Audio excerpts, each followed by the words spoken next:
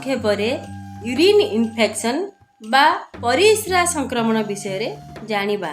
यह जीवाणु द्वारा होइथिबा एक साधारण संक्रमण।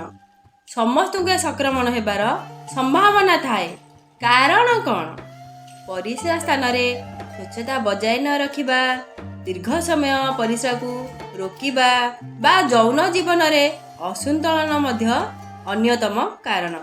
मुख्यतः मधुमेह रोगी एवं गर्भवती आक्रांत हेबा अधिक थाए।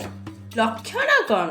यह परिस्रा जलापोड़ा हेबा, तलीपेट पेन हेबा, शीत कंप सह ज्वर आसिबा एवं परिस्रा बारंबार लागिबा, ता सह रक्त पड़िया भली समस्या जदि अछि तुरंत डाक्तर को देखांतु। एथिरु बर्तिबे केमिति? प्रथम कथा हेउची जे शौचालय को सबुबेले सफा रखतु, आवश्यक हिसाब रे पानी पियंतु, परिस्रा लागला मात्रे जांतु, संतुलित आहार खांतु, योगा अभ्यास करंतु।